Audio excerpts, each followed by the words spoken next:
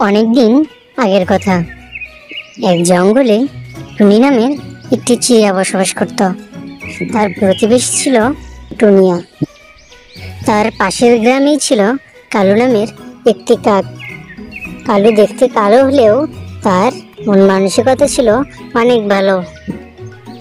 জঙ্গলে টুনির একটি আপেলের বাগান ছিল। এবছর টুনির বাগানে অনেক পরিমাণে আপেল হয় এবং টুনি তা দেখতে গিয়ে বলে, এবছর গাছে অনেক আপেল ধরেছে, আর কিছুদিন পরেই আপেলগুলো পেকে যাবে। এগুলো বাজারে বিক্রি করে এবার অনেক টাকা ইনকাম হবে।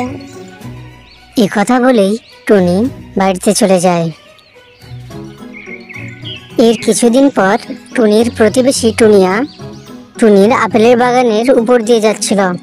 যাওয়ার সময় সে বাগানে অনেক সুন্দর সুন্দর আপেল দেখতে পায় এবং সে বলে, টুনির বাগানে তো অনেক আপেল ধরেছে, আমার অনেক খিদেও লেগেছে, যাই গাছ থেকে কিছু আপেল পেড়ে খেয়ে নেই।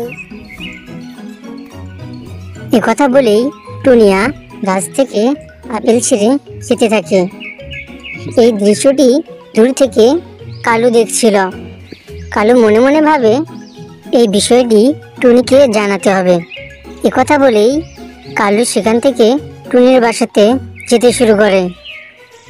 টুনির বাসায় গিয়ে কালু টুনিকে বলে, শোনো টুনি, তোমার গাছের সব আপেল তো টুনিয়া খেয়ে শেষ করে ফেলল।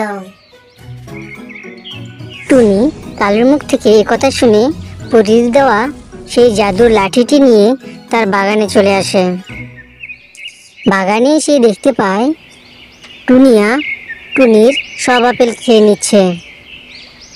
এই দৃশ্য দেখে টুনি তার হাতে থাকা জাদুর লাঠিটি নিয়ে টুনিয়াকে তাড়া করতে শুরু করে।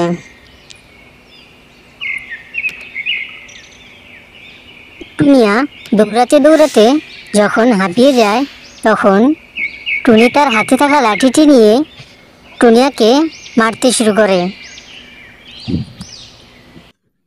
বন্ধুরা, পার্টটা দেখতে চাইলে ভিডিওটিতে লাইক করে চ্যানেলটি সাবস্ক্রাইব করো। অনেকদিন আগের কথা, এক জঙ্গলে টুনি নামের একটি ছোট্ট চিড়িয়া বসবাস করত। হঠাৎ একদিন জঙ্গলে একটি শাকচুন্নি প্রবেশ করে এবং টুনিকে ডাইনিতে পরিণত করে দেয়। বন্ধুরা,